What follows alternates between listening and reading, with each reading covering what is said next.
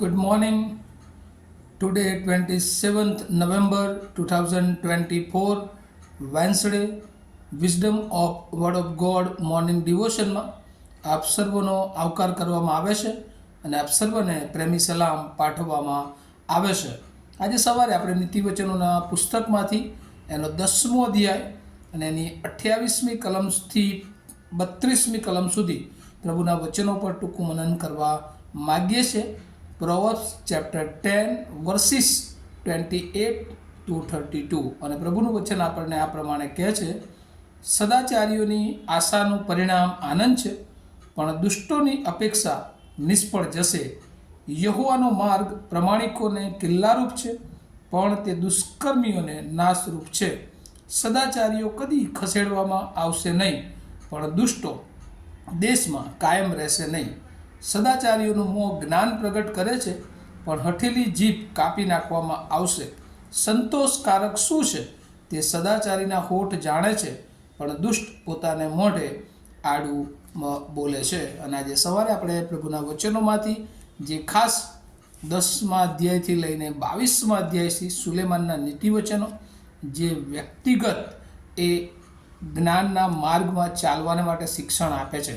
અને એમાં ખાસ કરીને આજે 10મો અધ્યાય 28થી 32મી કલમ કે જે ન્યાયી અથવા સદાચાર સારું આચરણ એ જીવનમાં લઈને એ ચાલે છે, અને જે દુરાચારી અને એટલે એવું કહેવાય કે વિકેડ એન્ડ રાઇચિયસ આ બંને પોતાના જીવનોને એ આગળ ધપાવે છે, પરંતુ જ્યારે એનું પરિણામ આવે છે ત્યારે કઈ બાબતો તરફ દોરી જાય છે એ સંબંધી કેટલીક મહત્ત્વની બાબતો એ આ શાસ્ત્ર ભાગમાંથી આપણને શીખવા મળે છે.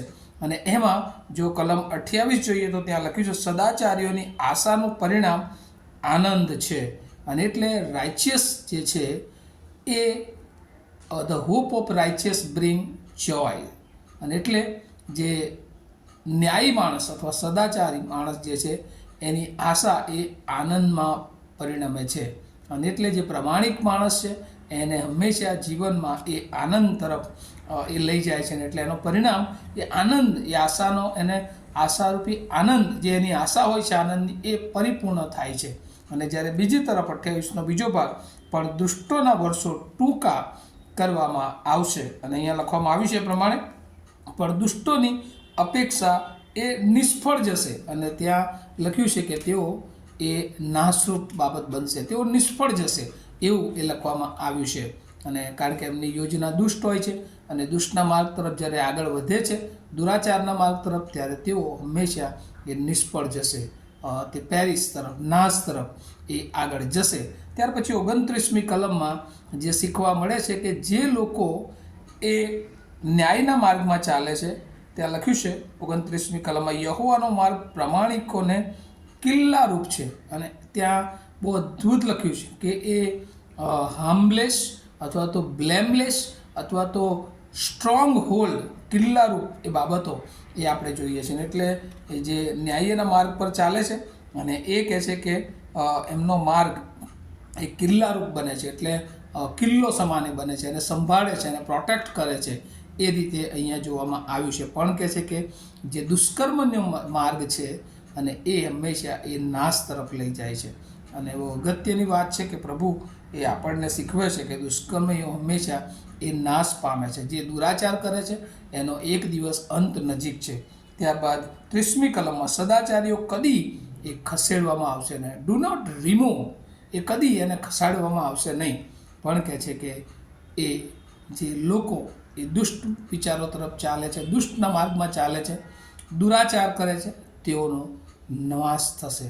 ત્યાં લખ્યું છે ડુ નોટ રિમૂવ, એમને કદી ખસેડવામાં આવશે નહીં.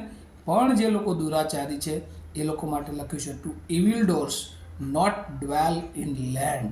એ લોકો અહીંયા લખ્યું છે કે દુષ્ટો દેશમાં કાયમ રહેશે નહીં. અને એટલે એની દુષ્ટતાથી એ માર્યો જશે. ત્યારબાદ 31મી કલમમાં, સદાચારીનું મોં જ્ઞાન પ્રગટ કરે છે.